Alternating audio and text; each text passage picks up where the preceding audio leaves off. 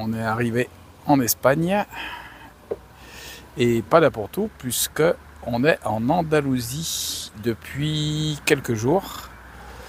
Donc on est passé voir Manon et puis là je me suis mis dehors, donc il y a un petit peu de bruit. On va dormir sur un parking. On a fait énormément de villes. On est passé voir Manon donc à Rosas. Après on est descendu directement à Alicante, vers Alicante. On a visité Alicante, on s'était mis au bord de l'eau, on était bien, au bord de la mer. Mais il faisait pas chaud, il pleuvait, et on avait vraiment un temps déplorable. Du coup, on a quand même pu visiter entre quelques averses, on prenait la météo à l'heure. Après, on est descendu sur Almeria, très jolie ville aussi, Almeria. On a fait Murcia, magnifique ville aussi. Et puis après, on a attaqué, après Almeria, on a attaqué une petite ville, un village blanc là, sur un promontoire. C'était garé en bas du village. Il y avait des vagues de 3 mètres au bord de la mer, donc c'était vraiment agité. Il pleuvait par averse, ça faisait des orages. Et on est allé visiter ce village et après on est parti sur Grenade. Malheureusement, une grande déception, c'est qu'on n'a pas pu visiter l'Alhambra. On est juste monté à l'Alhambra, mais c'était blindé de monde, aucune place, même en venant à 6h du matin, il n'y avait pas moyen, il faut réserver 2 mois à l'avance et comme on ne savait pas trop si on allait se trouver à cet endroit et à ce moment, et donc on a dit on préfère pas réserver, tant pis, voilà, il y a des choses, des fois on ne peut pas tout faire, mais on a visité Grenade qui est une ville extraordinaire, magnifique, avec le quartier de l'Alcine je crois, et puis le quartier gitan, l'Alhambra, et puis il y a le quartier bien sûr un peu plus moderne, mais c'est vraiment beau quoi. Franchement, les toutes petites ruelles, voilà, c'est exceptionnel. Après, on a vraiment bougé parce qu'on a les vélos derrière le camping-car, donc on a des vélos électriques et donc ça nous permet de pas trop suer quand il y a des montées, parce que là il y a beaucoup de montées et donc de pouvoir aller à droite ou à gauche où on veut, et après on pose les vélos, on les attache et on peut marcher donc dans les petites ruelles où ça ne passe pas en vélo et c'est vraiment splendide. Donc Grenade, après Grenade on a fait, donc aujourd'hui on est à Cordoue, et on a fait donc la mosquée avec l'église qui est au milieu de la mosquée, c'était splendide. Là on a pu rentrer, on avait pris nos billets dans la journée, on les a eus sur internet. Mais il y avait un monde extraordinaire. Il y a vraiment du monde dans les rues. Même en vélo, on n'arrive pas à passer, on est obligé de prendre les vélos à pied à des endroits. Mais c'est phénoménal. Voilà. C'est vraiment beau, quoi. Les petites cours fleuries. Chaque petit coin, tu fais 50 mètres et tu as un petit monument, une petite place avec. Franchement, c'est splendide. Donc pour ceux qui veulent aller en Andalousie, ça nous a vraiment fait du bien parce qu'on devait partir avant que Fiona soit malade. Et puis bien sûr, on l'a pas fait. Et puis donc on a dit, allez, c'est le moment, on y va. Donc on avait des vacances qui nous restaient, on a dit, on y va, on va faire ça. Désolé pour le bruit de la route, je me suis mis un peu loin, mais il y a encore du bruit, il y a des motos et des voitures. Donc du coup on est descendu, on a déjà fait 2000 km. Alors l'avantage c'est que les autoroutes sont gratuites en Espagne, surtout l'autoroute méditerranéenne qui descend le long de la côte là, jusqu'au Maroc. Et aussi le gros avantage c'est qu'on arrive à trouver du fuel en cherchant un petit peu avec des applications à 1,33€. Ce matin je l'ai pris, donc ça va vous faire un petit peu rêver, mais c'est vraiment le prix du fuel, donc ça vaut le coup parce que le camping-car ça consomme quand même 10 litres au 100. Et donc ça permet de pouvoir voyager à moindre coût, même si on a fait déjà 2000 km, et je pense qu'on va finir par en faire 5000 parce qu'on veut descendre jusqu'à Gibraltar, remonter Cadix et remonter après par Malaga et puis ainsi de suite, puis refaire les villes qu'on n'a pas faites en venant. Voilà. Mais en tout cas, on vous remercie pour les commentaires qui ont été faits. Donc malheureusement, tout ce qui est Vax et Coco, toutes les infos que vous avez données, ils les effacent au fur et à mesure, mais on a pu prendre quelques notes parce que tout n'a pas été effacé d'un coup. Et on vous remercie en tout cas pour tout ce que vous avez donné comme commentaire, comme aide. On va essayer de voir si on peut pas se mettre sur une plateforme pour parler de Fiona, de tout ce qui est arrivé, et de voir comment ça peut aboutir. Est-ce qu'il y a d'autres personnes qui ont eu ces mêmes problèmes? Et ça permettrait de pouvoir se rassembler et de peut-être pas tout de suite, mais peut-être dans quelques années, voir ce qu'on peut faire. Ce qui n'est pas normal de pouvoir rien dire, et il faut que les gens soient au courant qu'il y a quand même des dangers. Voilà. J'ai eu un commentaire, ça m'a fait réagir. Il y a une dame qui m'a dit oui, est-ce que vous pouvez pas être un peu logique et rationnel? Alors, je lui reparle à cette dame, je lui dis, mais quand vous, horizontalement, puisque l'amour terrestre, il est horizontal, vous avez rencontré votre mari, est-ce que vous avez été rationnel ou est-ce que vous avez agi avec votre cœur, vos émotions, et vous n'avez pas suivi vos émotions au lieu d'être dans le rationnel? Je crois que si.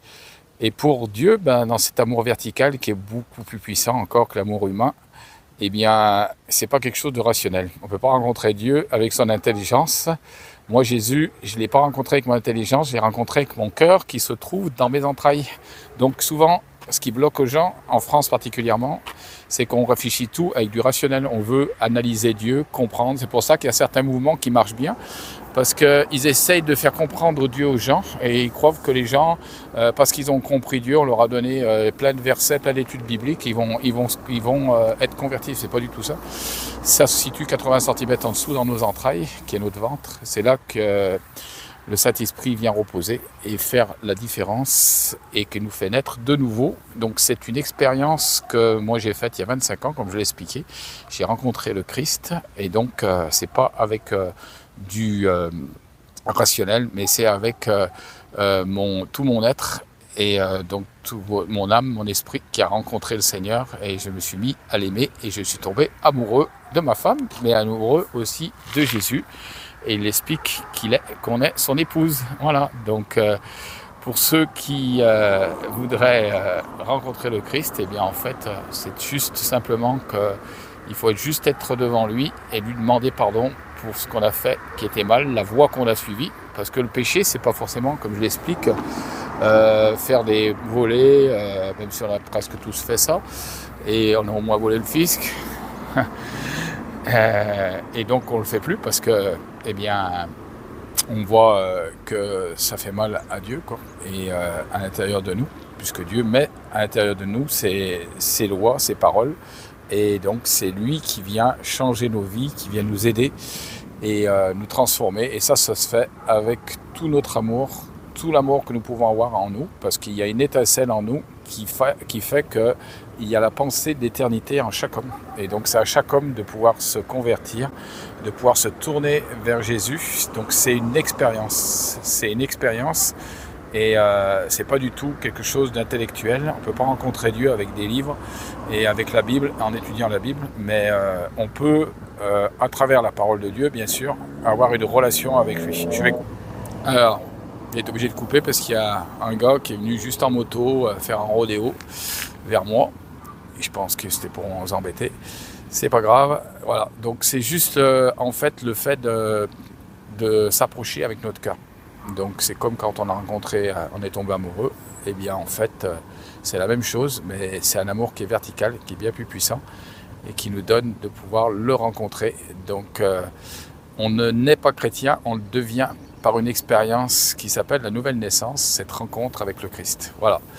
Donc je vais vous laisser aussi essayer de vous mettre quelques images de l'Espagne, là où nous sommes, et pour vous faire envie. Donc ceux qui veulent visiter l'Andalousie, c'est vraiment splendide, c'est merveilleux.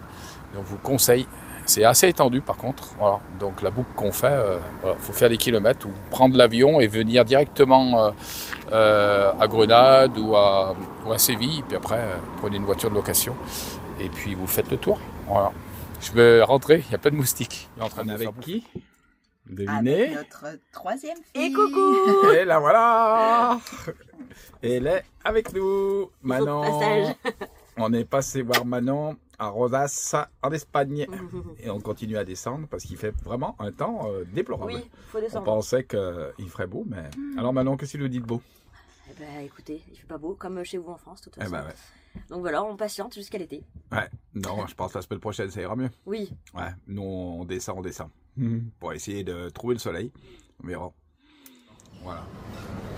Là, c'est le meilleur jambon du monde. Voilà. La pâte negra. Alors, on a trouvé un petit fromage aux truffes Alors, je connais pas comment ça se prononce. Ça doit être Questo de Oveggia Truffado. C'est une merveille, avec un petit rosé du Pic Saint-Loup, qui nous rappelle notre terre de France. Eh bien, c'est extra. On est à Torre d'Ambala, je crois. J'arrive pas à le prononcer. Regardez comme c'est beau. Et on a mangé ici, au bord de la mer. Magnifique. Ah, t'as que c'est beau. Ça sent bon, ça sent les pins. Super. On entend le bruit de la mer. Top. Sur les rochers. Regardez comme on est bien. On commence à voir apparaître le soleil un tout petit peu, heureusement, parce que là, il y a déjà 20 degrés et on est bien, il y a un peu d'air, c'est super bien. Le port, il est de là, je sais pas, au fond, là-bas en haut. Ah, c'est super beau. Il y a une petite, on peut longer la côte, c'est bien magnifique. Ah, c'est magnifique. Alors voilà l'entrée de la cathédrale. Il y a une deuxième tour là. Enfin, une tour qui est coupée. C'est joli comme tout. Qu'est-ce que t'as pris? On a craqué pour une glace. Et moi, c'est noisette Toronne avec chocolat. Ça a l'air super bon. En plus, il y a plein de parfums. Et en plus, c'est des glaces artisanales. Et là, il y a une jolie place. Très très beau.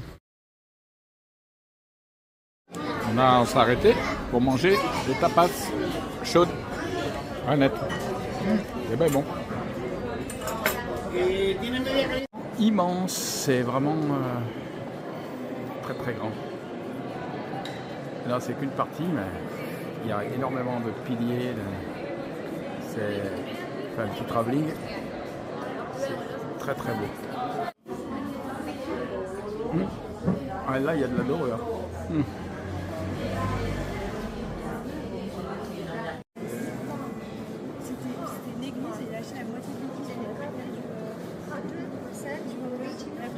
Alors, à chaque petite place, il y a des personnes là. On a surpris des personnes en train de danser du flamenco. J'ai pas voulu mettre l'audio parce que j'ai peur qu'il y ait des problèmes avec YouTube. Donc voilà, c'était vraiment magnifique. Eh bien, c'est vrai qu'on a été très heureux de revoir Manon.